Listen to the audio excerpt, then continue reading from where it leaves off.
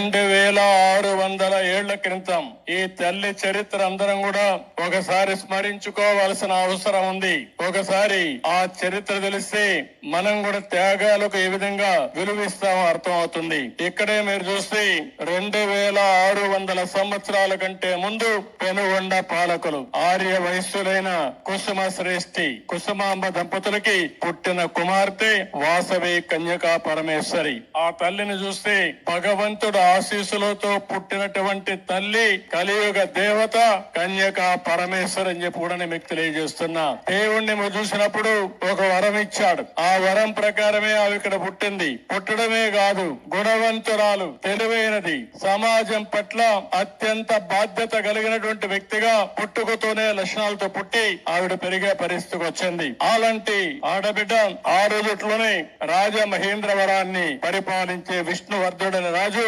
పక్కనే పరిపాలించేవాడు. ఈవిడ గుణగణాలు తెలుసుకుని ఆయన ఈవిడ్ని పెళ్లి చేసుకోవాలని వాళ్ళ తండ్రితో సంప్రదించే పరిస్థితికి వస్తారు. కానీ ఆ రోజు చూస్తే 714 మంది గోత్రీకులు కుసుమ శ్రేష్ఠి దీనిపైన అడగ్గా వాళ్ళకు సంబంధించిన వ్యక్తులు 102 మంది గోత్రీకులు అంగీకరించలేదు. ఆవిడకి కూడా ఇష్టం లేదు. ఇష్టం లేనప్పుడు ఆవిడ పెళ్లికి నిరాకరించింది. దానిపైన ఆ రోజుట్లోనే మనం చూసాం. ఎవరైతే విష్ణువర్ధనుడు ఆగ్రహం చెంది నాలాంటి వాణ్ణి కాదంటారని ఎక్కువ ఆగ్రహాన్ని పెంచుకొని ఏం చేయాలో చేస్తానని చెప్పి ఇష్టానుసారంగా మాట్లాడే పరిస్థితికి వచ్చింది. ఒక పక్క తల్లికి ఇది అధర్మం అని తెలుసు, న్యాయం పైన నిలబడాలని తెలుసు. కానీ అదే సమయంలో సాంప్రదాయానికి కట్టుబడి తన వల్ల రక్తపాతం జరగకూడదని వాసవి దేవి అగ్ని ప్రవేశం చేశారు. శాంతిని కాపాడాలని ఆత్మ బలిదానం చేశారంటే అది తల్లి చూపించిన చొరవ.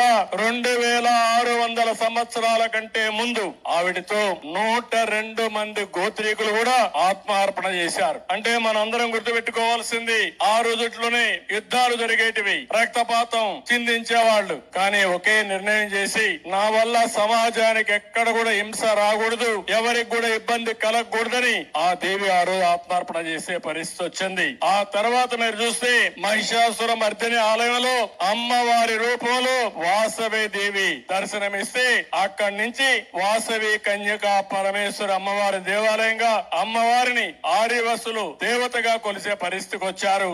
2600 ఏళ్ల క్రితం ఈ తల్లి చరిత్ర అందరం కూడా ఒకసారి స్మరించు